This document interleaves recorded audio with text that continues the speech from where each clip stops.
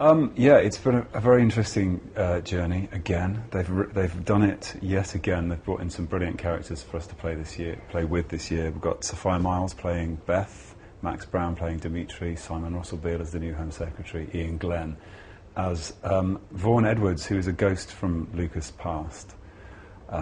We've explored Lucas' past quite a lot in Spooks, but we go much further back to when he was a snip of a boy, about in his early 20s, and this character was in his life, as was a character called Maya Lan, who's played by Leila Ruas.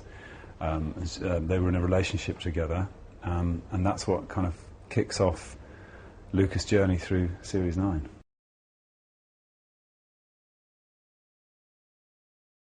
Sadly, we start with Roz's death, Roz's funeral, should I say, at the beginning of episode 1, and yeah, she's greatly missed actually. On set as well? Yeah. I mean, we all really miss her because she was such good fun to work with, and such a dry sense of humour that I miss her a lot.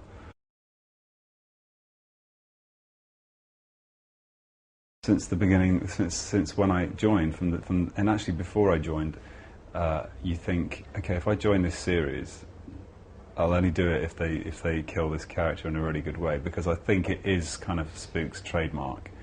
I think when Lisa Faulkner got her head put into the chip fryer in episode 2 of the first series, it was so shocking because you didn't expect a character like that to go so quickly, and they've done it a lot. They'll sort of take a character away when you least expect it, and the way that it's done is crucial as well, because there is a lot of violence on television, and violence for violence sake never quite rocks you in a way that when violence really hurts, and I don't mean physically, I mean when it really kind of affects you. I think it kind of shakes you a bit. I think Alex Lanipek, when that character's was in the last series, I mean, that was the one that really shocked me. The way it was done, who it was done by.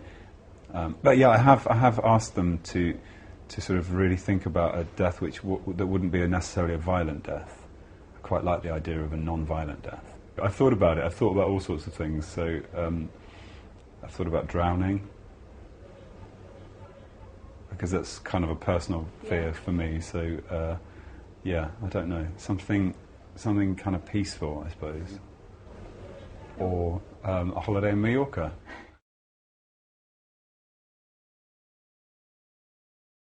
And it's one of the deals I did with them at the beginning. I said, well, when it's time, do it well.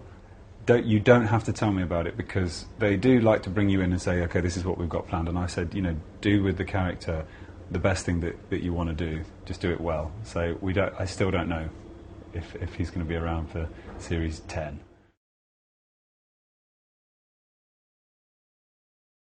This thing that comes in from the past starts to kind of peel back layers, which we've always done with him, but we get much deeper, and we start to find out who he really is, because with all of these characters, we are designed as spies to inhabit other people. I think in episode 4 or 5, I give Beth and Dimitri 2 boxes with their legend in them, and it's a passport and an identity which they then have to learn and adopt.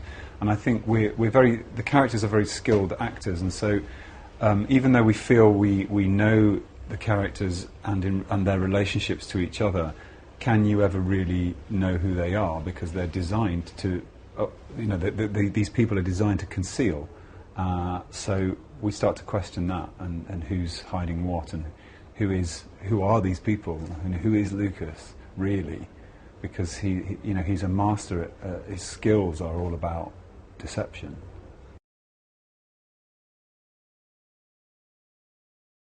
It's interesting because I didn't realise he was until the writers presented me with the script, and then you realise that Lucas has never had Harry's trust. He's always fought for Harry's trust. He's always really kind of wanted it badly, and he's never got it. And he sort of gets it at the beginning of episode 9 because Harry promotes him to the head of section. And there's something about Roz as well, that the way Roz used to look at Lucas, she would always hold something back. She never quite trusted him, but he didn't know why. Exactly what we've been talking about, the fact that all of the characters live on a knife edge in a way. I mean, I think the ticking bomb every week is crucial to driving individual episodes along.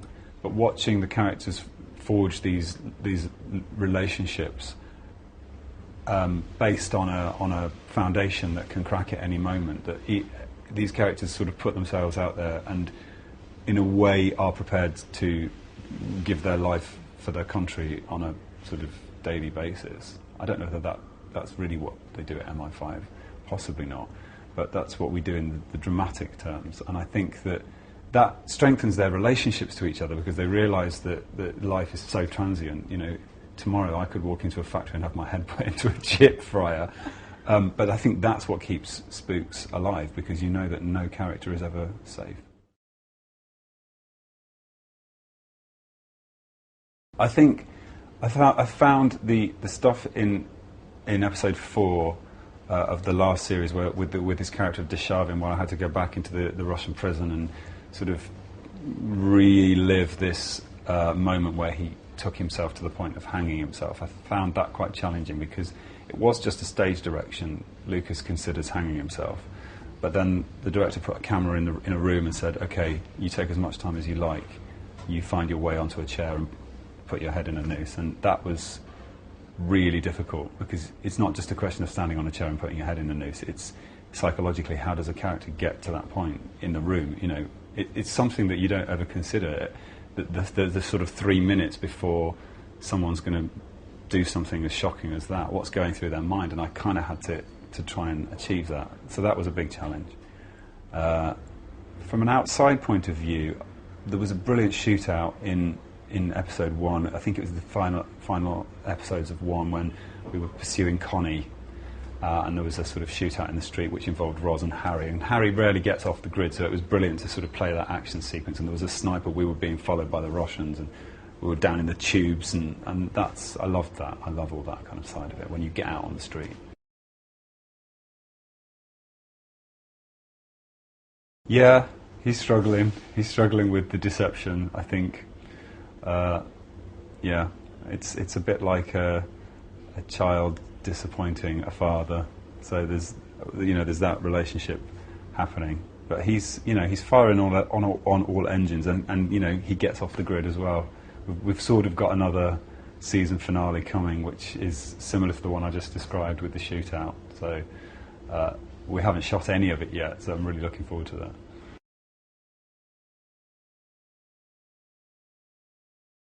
It was before we started shooting that rumour, but and maybe it was a good thing that rumour was out there, because I think everyone kind of went, no way, and everyone's upped their game. I think the writers have come in with some really exciting scripts, and I think everyone's been... It's good, in a way.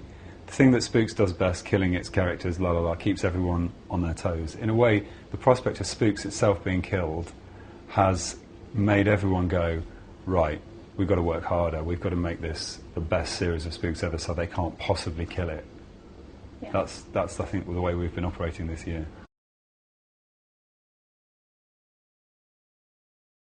I've said it from the beginning. I said, and this is another thing as well that I think is very important, is that you don't let the series die. You have to, and I'm sure they're watching it the whole time, thinking, okay, at what point do we say enough? Because it shouldn't die. There should be enough kind of suspension to make a movie of Spooks. I think it would be brilliant. I think it's finding the right storyline, and I keep sort of, every time I see the producers, I'm like saying, come on, Olympics 2012, come on, make a film, bring Tom Quinn back, bring Zoe Reynolds back. You've got movie stars ready up and running to do it. I think it would be fantastic, and it would be great to see. I mean, one of the things that Spooks has done brilliantly is put London visually on the screen and shoots London beautifully. To see that on the big screen would be very exciting. I don't know. I'm sure while I can breathe and get my leg over a horse, I'm sure I'll be asked to do action again, and fine, whatever it is that keeps me in work. But I'm semi-conscious of picking something which doesn't necessarily have a violent content. I'd like to try and do I feel like I'm getting to be associated with violence, and I'm really not a violent person, which is probably why it's easy to act. So, yeah, I'd like to do something nice and calm and all about love.